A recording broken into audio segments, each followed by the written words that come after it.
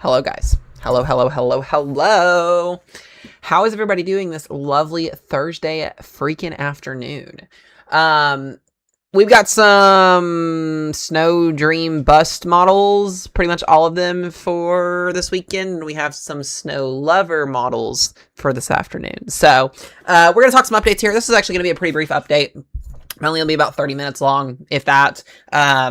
I've got a movie to go to in like an hour as well, so I'll be going to watch a movie this afternoon. And then I got to do grocery shopping, and then I've got to get schoolwork done, and then I have to hop on Call of Duty this afternoon because it's double XP weekend. So anyways, that's my life in a nutshell today. Hope you guys are doing well out there.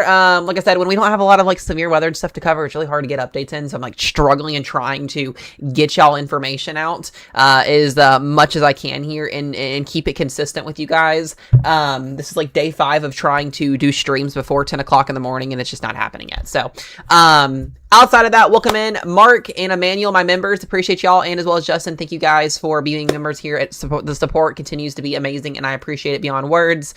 We do also have a very, very small super chat goal today. If anybody would like to contribute to that, you can always set those just in case anybody wants to. It's always much appreciated. Also, welcome in Miss Claire. We've got Claire in here. We got Michael. We have Real-Time Storms in here. We've also got Alyssa Bly. And we have everybody else. Lovely. Welcome in, y'all, my amazing, amazing friends and followers. And all of y'all, I appreciate y'all. As always, let's go ahead and talk here on what we've got going on here over the next little bit of time. Jenny Purr, absolutely not. No.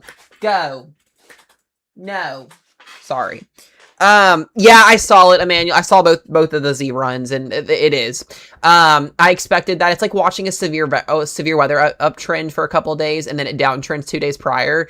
We're going to take a look at short range guidance as well, because some of the short range models do have it. I think the models, the overall global models typically don't do a great job with with shorter term duration events when they're getting ready to happen. So here's our 12Z Euro or GFS run. We'll start out with this. We're watching for this clipper system that's going to kind of dip down here across the region. And this is the area that the models were pretty consistent with, and there being some snowfall over the weekend, more like into Saturday and Sunday here. And if you look at the latest GFS here this afternoon, it does still keep it. It's there. It's not a lot. Maybe 1 to 3 inches of snowfall in this area if the GFS were to be right. And then the European model we'll show here in just a minute pretty much just dismantles it. So we are going to have a couple upper level lows that are going to develop and kind of move their way across this region here and bring some snow, some northwesterly flow. So I expect on and off snow showers for this region really entirely through early next week. So snowfall will add up. We'll talk about what that looks like here in just a moment. Going into the future here next week, guys, bundle up, bundle up, bundle up, bundle up, because it is going to be cold next week. We are talking not a lot of precip at all. This is just going to be a high pressure that's going to dominate with very, very cold air and northwesterly flow. This is just a beautiful classic La Nina pattern. I've been saying that every single day because it is. And what this is, it's going to lower the relative humidity values pretty significantly, and it's just going to be dry. You're going to step outside, it's going to be cold, it's going to be dry, your skin's going to get cracky, you're going to get, your nose is going to feel dry and all of that stuff. If you get nosebleeds easily as well, this is also weather that will do that. So it's just not going to be, it's going to be nice next week, but it's going to be cold and dry. So depending on how this evolves with our storm system next week as well, we may actually see the GFS does have this, the European also starting to show it. There is going to be a little shortwave trough that does come off of the Rockies late next week with some rainfall for Oklahoma, Texas, and then eventually this is going to merge with our polar jet stream up here, and it looks to be by late next week, according to the GFS here, we do actually get a winter storm that develops across the Ohio Valley again next Thursday into Friday. We'll watch trends and see how that plays out, and then after that, we get into La La Land. But I will mention, this is something I really want to see. And you're like, why do you want to see rain in the Southeast?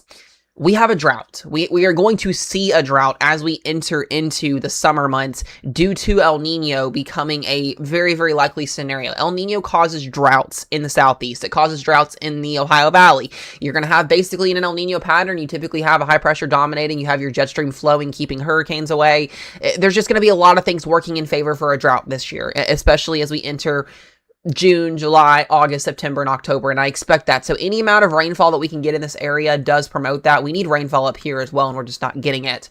We actually have really critical fire conditions as well here, and I'll talk about that here in a minute. We're going to have winds around 40 to 50 miles per hour blowing across Kansas and Oklahoma here as well going into tomorrow with that frontal system coming in. And, you know, now we get into La La Land, and the GFS says, hey, I want a winter storm on the 26th to the 28th. I don't know how much I buy that, but anyways, you get the gist here. It's going to be dry. It's going to be gross. There will be some snow. Here's the latest on the GFS model run here for our snow potential going into this weekend. There it is.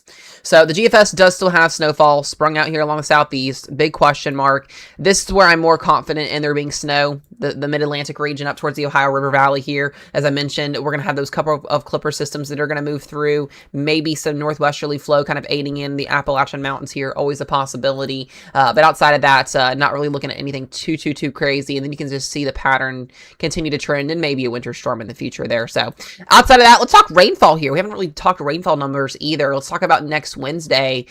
We could get a pretty decent soaking, guys, of rainfall here across Texas. We need it badly here. Badly.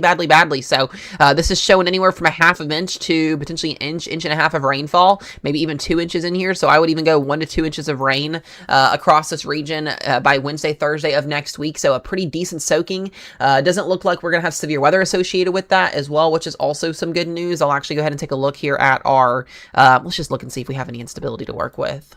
Let's see here. Yeah, it's like we try to get instability going. It's just not going to be there to support anything. So I don't expect any severe weather with this event whatsoever next week. That is some good news. Here is our jet stream. Let's talk about that. 500 below our jet stream here. Kind of gives us an idea of our highs and our low pressure systems. And, you know, like I said, all of the above here. There's our low dipping down there. Technically, you want to see, I mean, for us to get us a really big snowstorm on the East Coast, you want that low pressure to be right here, and it's already exiting the coastline by the time the moisture gets there Sunday evening. So that's a big issue and why we're not seeing that snowstorm really get going here. We'll look at the short range models here in a minute. That could be different. Oh, excuse me, Jesus. Northwesterly flow continues into next week, and then we start to get that pattern change. Looks like we're going to have some dips in the jet stream here, maybe an active pattern here for some wintry weather. You can see what's going on here as we go into late next week, and then after that, once again, you know, northwesterly flow, maybe some severe weather, northwesterly flow, and that's that, guys. Like I said, as long as we have a ridge over here, that's going to be your jet stream flow, and then maybe some shortwave troughing underneath of it. So you get the gist on the pattern. It's going to stay like this through most of the end of the month here. I don't expect any drastic changes whatsoever. Let's go ahead and take a look at the European model here and kind of talk about what it's showing with our jet stream. There it is. Big upper level trough comes down. More northwesterly flow,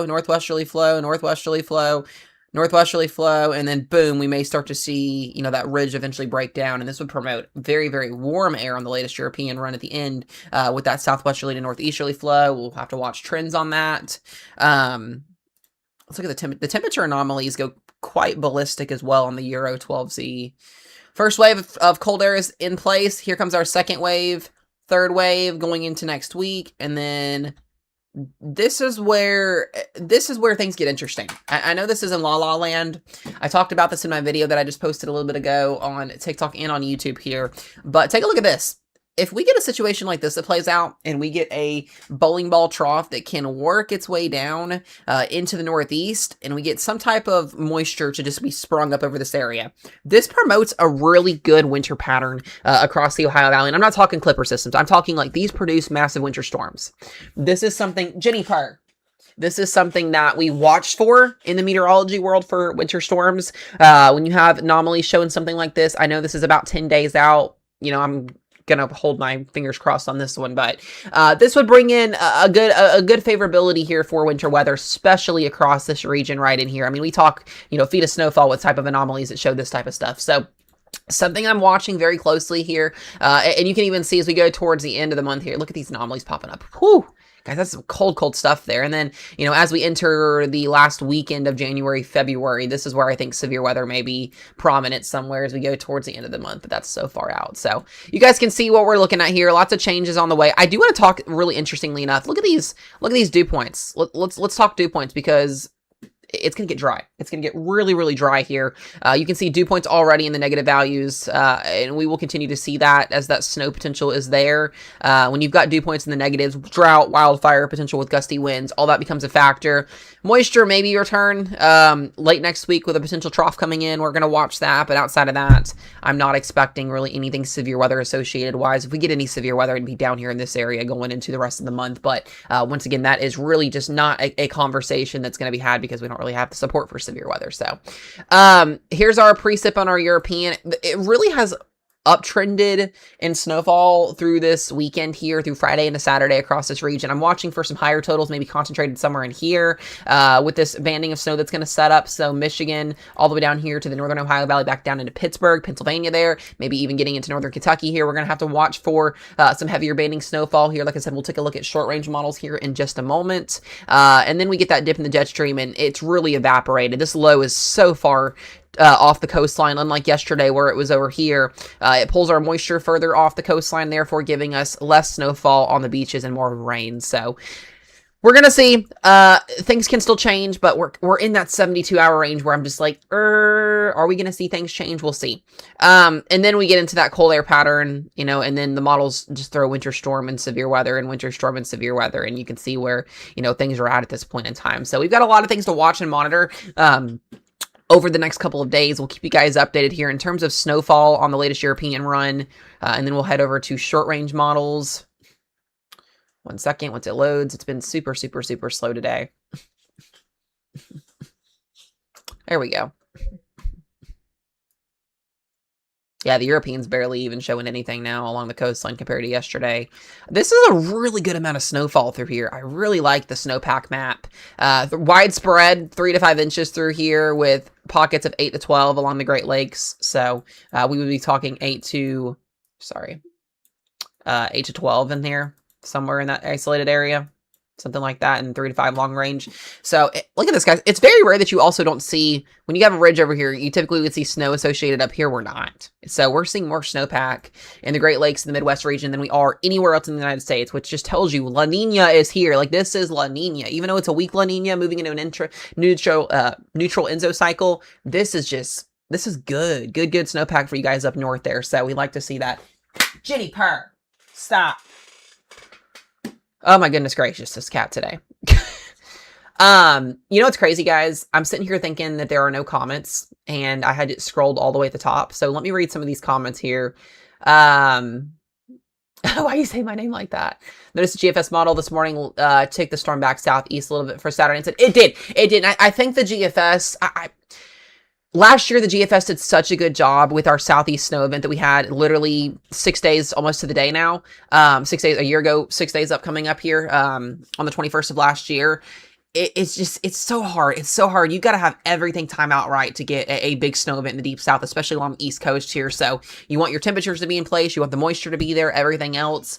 It's just really, really difficult and really, really hard. So like I said, we'll have to see how, you know, things trend out here. Let's go ahead and take a look at short range guidance because I know it is in range. I'm pretty sure. Hazel is not happy. She's definitely not happy. GFS is not a good model for most of the time for southern storms. It's not, yeah, and that's why I go with the European model. The European is king most of the times. I just like to show both so you guys can get an idea of what we're looking at here. So let's talk here. Let's go through her model run here, and then we'll kind of show everything else. Garrett says, do you think it will shift more northwest and into central? Probably not. It's just, once again, you're cold, but the moisture is not there. The moisture is literally lining the coast, the Gulf, like basically I-10 all the way up the East Coast. So it's just really, really hard to be able to get that moisture further north with you guys. It's just going to be lots of dry, cold air is what it's mostly going to be for you guys. So we'll watch and see if things change. Here's the HER model. There it is. Big batch of snow coming in tonight through early tomorrow morning here across this region here. Some heavy snowfall bursts could be possible across northern Kentucky, southern Indiana, southern Illinois. There's that burst comes through early tomorrow morning overnight, and then another burst comes in. You guys are going to get a good amount of snowfall in Michigan through tomorrow morning into tomorrow afternoon, and then we start to see that trough dip down, high pressure dominating over here. And then, once again, more banding sets up. Pittsburgh will get more snow, western PA, northern New York there. And then the HER model doesn't really quite yet get into this event for Sunday. We'll have to watch and see. But I will mention the Rufus model. Let's look at this here. Let's see what the Rufus does.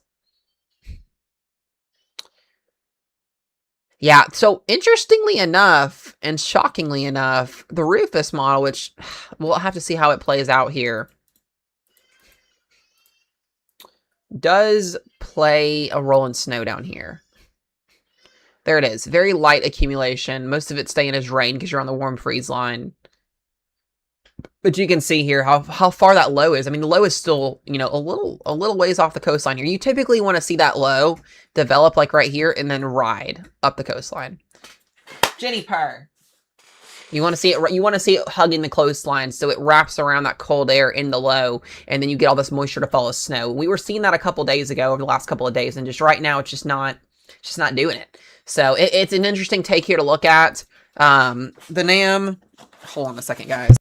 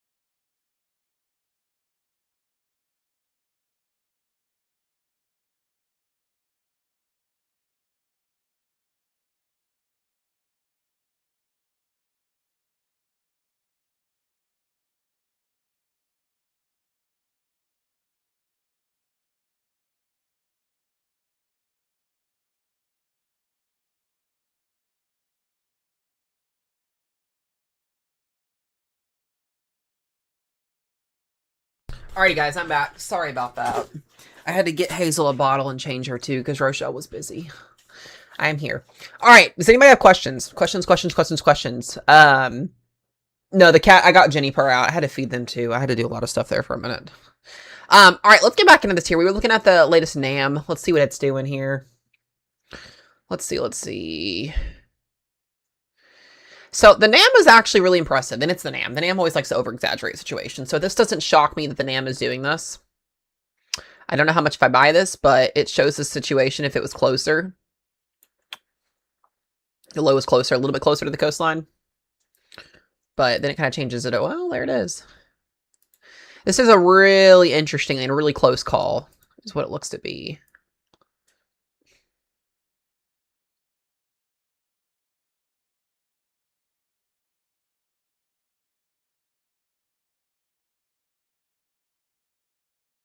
Yeah, the NAM 3K doesn't even show it yet.